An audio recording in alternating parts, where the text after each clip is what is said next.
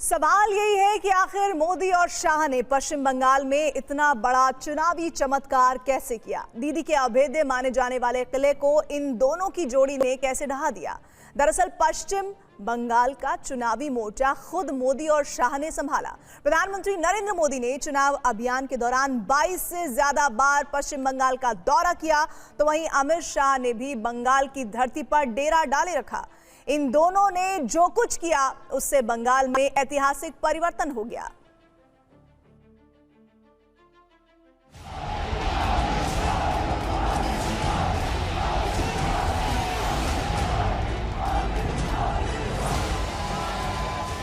मैं जीत बंगाल की जनता को समर्पित करता हूं।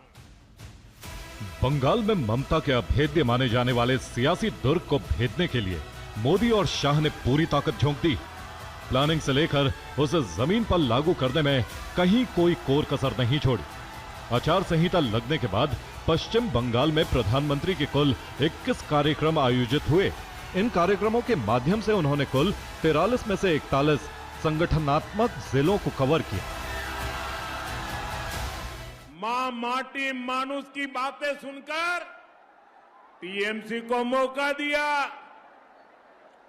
लेकिन सत्ता में आते ही ये तृणमूल, ये टीएमसी लेफ्ट की कार्बन कॉपी बन गई। जमीन पर उतरकर पसीना बहाने और मेहनत के मामले में गृह मंत्री अमित शाह भी पीछे नहीं थे। अमित शाह के कुल 40 कार्यक्रम आयोजित हुए। इन कार्यक्रमों के माध्यम से कुल 43 में से 39 संगठनात्मक जिले कवर किए गए। पूरे चुनाव में अमित शाह ने फ्रंट फुट पर आकर प्लानिंग और प्रचार किया। दूसरे चरण के चुनाव प्रचार के आखिर तक वो पश्चिम बंगाल में ही टिके रहे। इस दौरान दिन में प्रचार करते और देर रात तक संगठन के लोगों के साथ बैठक करते थे। एक घुसपैठ है, हमारे बंगाल के युवाओं की नौकरी खा रहे हैं। 5 तारीख के बाद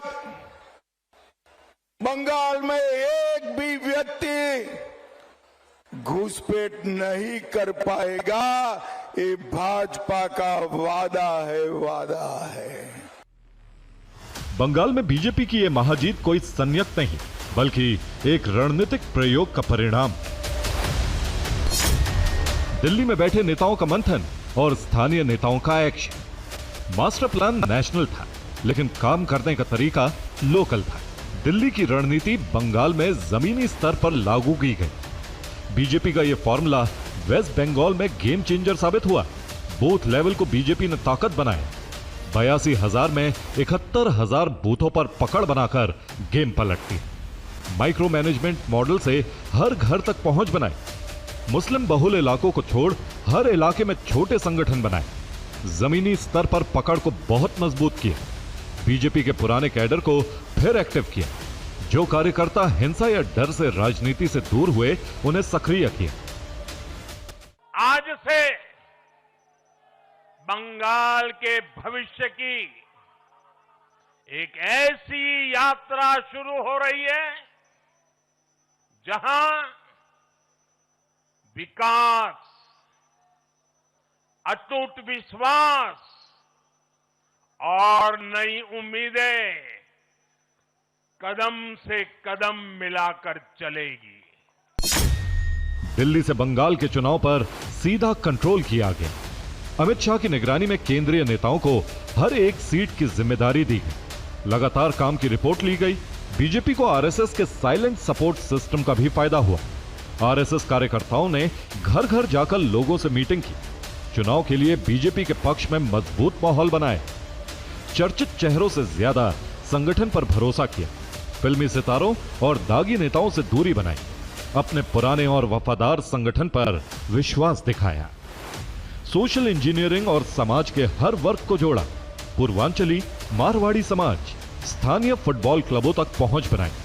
बंगाल में बीजेपी ने नया वोट बैंक भी तैयार किया। मुद्दों के जरिए नैरेटिव सेटिंग में बदलाव किया। जय श्री राम, घुसपैठ, महिला सुरक्षा जैसे मुद्दों को उठाया।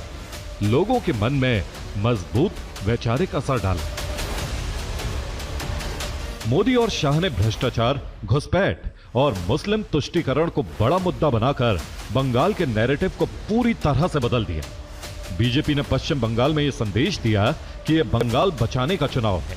अगर टीएमसी जीती तो पश्चिम बंगाल की हालत बांग्लादेश जैसी होगी, जहां हिंदुओं की स्थिति खराब हो जाएगी।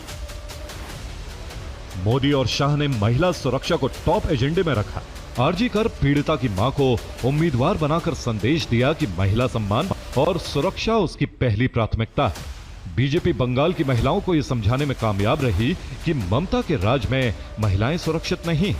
महिला ममता की सबसे मजबूत वोट बैंक थी, जो उसके हाथ से निकल गई। इससे पहले बंगाल चुनाव की पहचान थी हिंसा और खून खराबा। शहरी क्षेत्रों में संभ्रांत वोटर डर के मारे वोट डालने नहीं निकलते थे। इस बार जवानों की तैनाती, कश्मीर की सुरक्षा वाले हथियारों का प्रदर्शन, चुनाव बाद भी जवानों की तैनाती के भरोसे ने संभ्रांत और खासकर महिला वोटरों के डर को खत्म कर दिया। इस चुनाव में बीजेपी ने खुद पर लगे बांग्ला संस्कृति विरोधी होने का दाग को धो दिया। बीजेपी नेता मछली खाने से लेकर मछली लेकर प्रचार करते हुए नजर आए। पीएम मोदी ने झालमुड़ी खाकर यह संदेश दिया कि बीजेपी बांग्ला संस्कृति की विरोधी नहीं बल्कि उसकी रक्षक है। पिछले चुनाव में बीजेपी को बंगाली भद्रलोक, लेकिन इस बार बीजेपी ने इस वर्ग को भी साध लिया। दिनेश त्रिवेदी को बांग्लादेश में उच्चायुक्त, गोवर्धन दास और डॉक्टर अशोक लाहिड़ी को नीति आयोग का सदस्य बनाकर सम्मान दिया, जिससे बंगाली भद्रलोक में बीजेपी की एंट्री हो गई। Bureau report, TV9 Bharatvarsh.